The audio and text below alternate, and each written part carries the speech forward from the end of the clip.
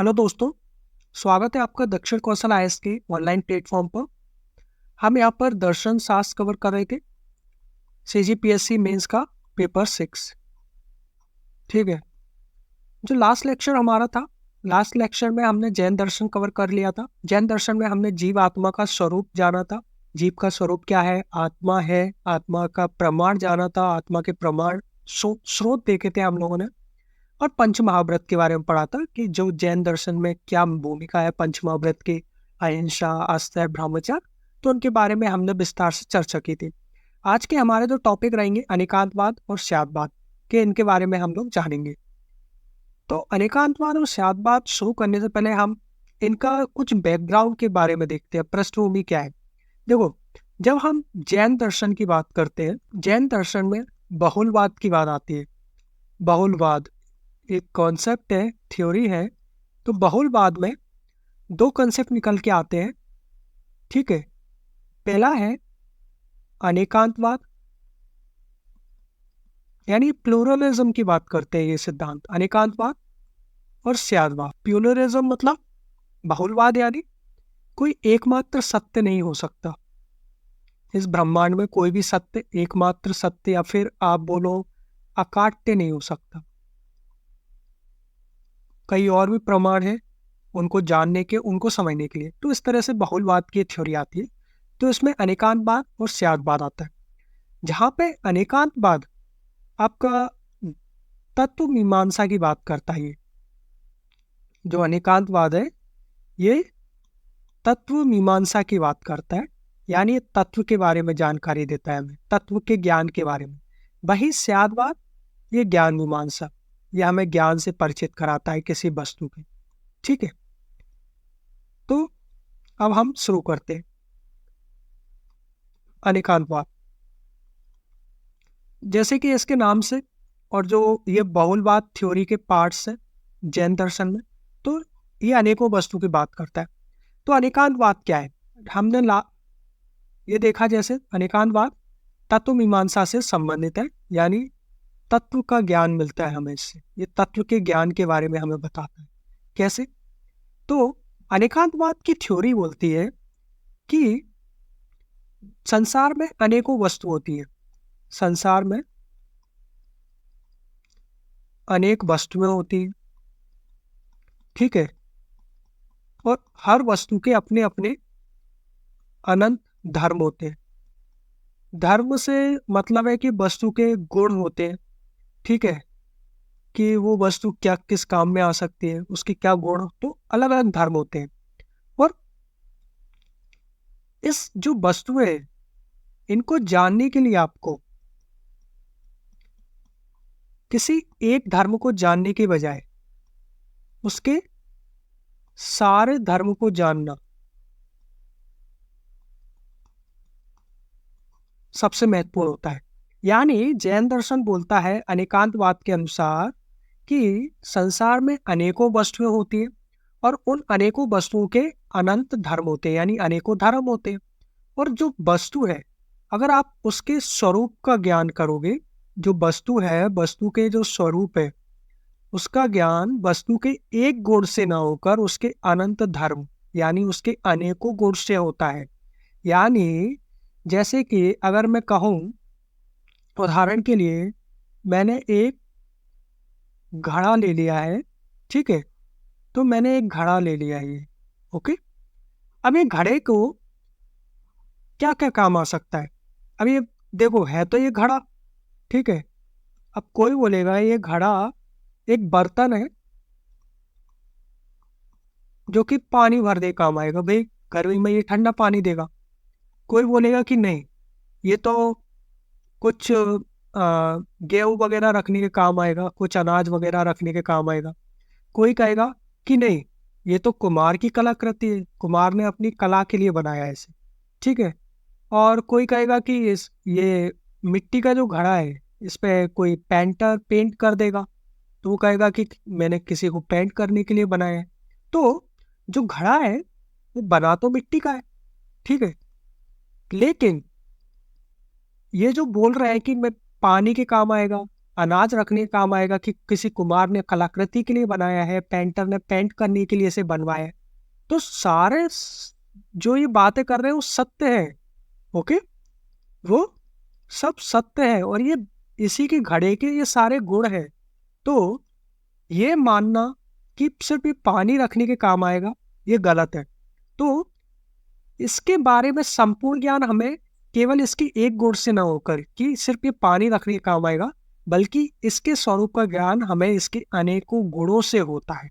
ठीक है, तो ये दर्शन हमें बोलता है, क्या बोलता है कि सिद्धांत हमें बताता है कि किसी एक सत्य को किसी एक सत्य को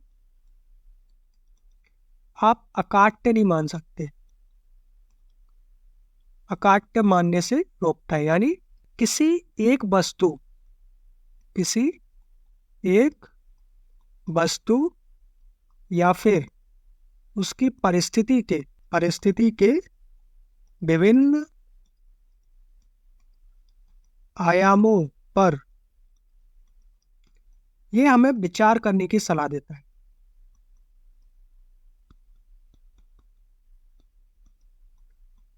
तो अब आपको समझ में आ गया होगा कि अनेकांतवाद क्या बोलता है, कि आप किसी भी सत्य को अकाट्य रूप से सत्य मत मानो।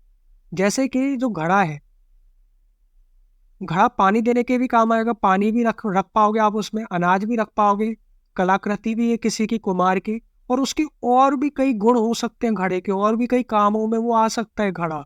ठीक है, तो किसी भी एक सत्य को अकाट्य मानने से रोकता है, क्योंकि किसी एक वस्तु या परिस्थिति के विभिन्न आयामों पर यह विचार करने की सलाह देता है। यानी कोई भी वस्तु है, कोई भी परिस्थिति है, कोई भी सिचुएशन हमारे सामने आ गई, तो ऐसा नहीं है कि किसी ने कुछ उसका हल दे दिया तो सिर्फ वही एकमात्र हल होगा, और भी कई उसके आयाम निकल सकते हैं, बस हमें उस पर सोचने की जरूरत है। ठीक है, तो ये अनेकांतवाद सलाह देता है। तो उम्मीद है आपको समझ में आया होगा अनेकांतवाद। ठीक है, अब इसके बाद हम देखते हैं, अनेकांतवाद के बाद हमारा जो नया एक और इसमें टॉपिक आता है सिद्धांत में, स्यादवाद। ठीक है, स्यादवाद, जहाँ पे हम अनेकांतवाद में देखा था हमने कि तत्वों के ज्ञान के बारे में बताता है, किसी वस्तु का जो तत्व है उसके गुणधर्मों के बारे में बताता है। वही जो स्यादवाद है, स्यादवाद तर्क की बात करता है, ये तर्क शास्त्र से संबंधित है, यानी तर्कों का वर्णन करता है, ये ज्ञान मीमांसा से संबंधित है। अब कैसे, तो हम देखते हैं। देखो, स्यादवाद बहुलवाद की थ्योरी का ये पार्ट है। तो स्यादवाद क्या बोलता है? स्यादवाद का मतलब है कि किसी स्याद, जब हम देखें स्यादवाद में, चलो इसका संधि विकसित करते हैं। स्याद, स्याद का मतलब क्या हुआ? स्याद का मतलब होता है किसी विशिष्ट परिस्थिति में विशिष्ट विचार का सत्य होना, यानी कोई विशिष्ट परिस्थिति में कोई विशिष्ट विचार ही सत्य होगा। तो स्यादवाद जो है जैन दर्शन में, ये सापेक्षता का सिद्धांत देता है। किसका? सापेक्षता का सिद्धांत, या फिर सापेक्षता का सिद्धांत ना कह के इसे हम बोल सकते हैं जजमेंट, कि कैसे हमें किसी चीज का जजमेंट देना है, कैसे हमें किसी वस्तु के बारे में परामर्श या फिर अनुमान देना है। तो ये हमें स्यादवाद से मिलता है। अब ये स्यादवाद का जो सिद्धांत बोलता है, ये बोलता है कि कोई भी विचार हो गया, उसके कई दृष्टिकोण होंगे, विचार के दृष्टिकोण होंगे कई सारे। ठीक है, और इन दृष्टिकोणों में से कोई भी दृष्टिकोण आंशिक रूप से सत्य हो सकता है, लेकिन एकांतिक रूप से नहीं। ठीक है, मतलब कि कोई भी विचार है आपका, उस विचार के बारे में जो भी दृष्टिकोण है आपका, या फिर किसी परिस्थिति के बारे में जो भी दृष्टिकोण है, वो आंशिक रूप से सत्य हो सकता है। यानी सत्य हो सकता है आंशिक रूप से, लेकिन वो एकमात्र सत्य नहीं होगा, और भी उसके आयाम निकल सकते हैं।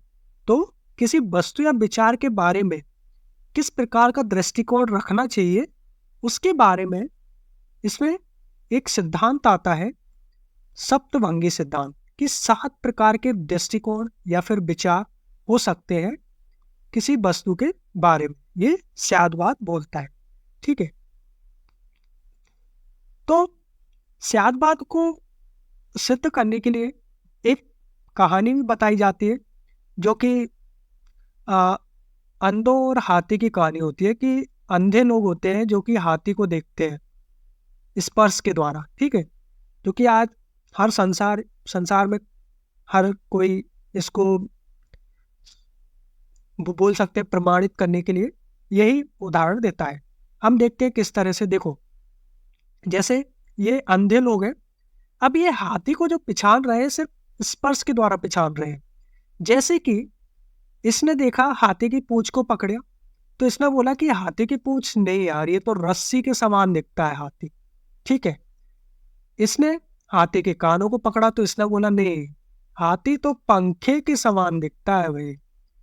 इसने उसके जो दांत है उनको देखा, तो इसने कहा हाथी तो स्पीयर के समान दिखता है, यानी कोई धनुष बाण के समान दिखता है, धनुष के समान। इसने उसका सूंड पकड़ी किसी ने, तो बोलता है कि भाई हाथी तो सांप के समान दिखता है, स्नेक्स के समान दिखता है। किसी ने उसका पैर पकड़ा तो एक ट्री के समान या फिर खंबे के समान दिखता है। किसी ने उसका पेट पर हाथ लगाया तो उसने कहा कि ये तो दीवार के समान दिखता है हाथी। ठीक है, अब यहाँ पे जैसे कि हमने यहाँ बोला कि कोई भी सत्य आंशिक रूप से सत्य हो सकता है, लेकिन एकांतिक रूप से नहीं। अब इनको कोई एक इंसान दूर से देख रहा था, दूर से कोई इंसान देख रहा था, और वो देख के हंस रहा था, क्योंकि उसे पता है कि इनमें से कोई भी गलत नहीं है और कोई भी पूर्णतः सत्य नहीं है। ठीक है, तो यहाँ से स्यादवाद का विचार आया कि कोई भी सत्य आंशिक रूप से सत्य होगा, लेकिन एक ही वो एकमात्र सत्य नहीं होगा। ठीक है, तो इस प्रकार से इसके बाद स्यादवाद के लिए सप्तभंगी सिद्धांत आया। सप्तभंगी सिद्धांत क्या है? दृष्टिकोण है कि किसी भी वस्तु के बारे में हमारे क्या दृष्टिकोण हो सकते हैं। तो 7 प्रकार के दृष्टिकोण बताए गए। ठीक है, 7 प्रकार के दृष्टिकोण हम देखते हैं। ठीक है, जैसे कि पहला है स्यात् अस्ति, कि वह है। स्यात् नास्ति, वह नहीं है, वह है भी और वह नहीं है। दूसरा आता है स्यात् अस्ति नास्ति च, यानी वो है भी वहां पर और नहीं भी है। फिर स्यात् अव्यक्तम, यानी उसके बारे में कुछ कहा नहीं जा सकता। अव्यक्त, उसके बारे में कुछ कहा नहीं जा सकता। फिर आता है स्यात् अस्ति च अव्यक्तम च, मतलब वह है, वो वहां पर मौजूद है या फिर कोई भी वस्तु है, लेकिन उसके बारे में कहा नहीं जा सकता, अव्यक्त है। छठवां आता है वो वहां पर नहीं है, वह नहीं है और उसके बारे में कुछ कहा भी नहीं जा सकता, अव्यक्तम च। 7वां आता है स्यात् अस्ति, वह है भी और वह नहीं भी है और उसके बारे में कुछ कहा भी नहीं जा सकता। तो इस तरह से 7 प्रकार के दृष्टिकोण आते हैं, सप्तभंगी सिद्धांत आते हैं। ठीक है, कि आप किसी वस्तु या विचार के बारे में किस प्रकार के कथन बोल सकते हैं, क्योंकि कोई भी सत्य एकमात्र सत्य नहीं होता है। ठीक है, ये थ्योरी है। अब हम अगर इसमें देखें आगे जाके, स्यादवाद और अनेकांतवाद। देखो, स्यादवाद और अनेकांतवाद में जो फर्क है वो न्याय का अंतर है। किसका अंतर है? न्याय यानी दृष्टिकोण, इनमें दृष्टिकोण का अंतर है। स्यादवाद जहां पे बात करता है कि लॉजिक सिस्टम की बात करता है, ये तर्कों की बात करता है। ठीक है भाई, अनेकांतवाद तत्व की बात करता है, यानी ब्रह्मांड में, जैसे आप अगर ब्रह्मांड को जानना चाहते हो तो ब्रह्मांड के एक तत्व के बारे में जानने से आप ब्रह्मांड नहीं जान पाओगे, उसके कई गुण धर्मों को जानना पड़ेगा, तब आपको ब्रह्मांड का संपूर्ण ज्ञान होगा। तो जहां पे ये लॉजिक की बात करता है, वही ये नेचर की बात करता है। जो तत्व ज्ञान है, तत्व ज्ञान यानी ये थ्योरी ऑफ रियलिटी की बात करता है, ये वास्तविकता की बात करता है। एक परसेप्शन होता है जो कि हमें दिख रहा है, एक रियलिटी होती है जो कि बियॉन्ड होती है उस परसेप्शन के, जो कि हम नहीं देख पा रहे। तो ये उसकी बात करता है, वास्तविकता की बात करता है, ये रियलिटी ऑफ नेचर की बात करता है। अगर हम देखें रियलिटी ऑफ नेचर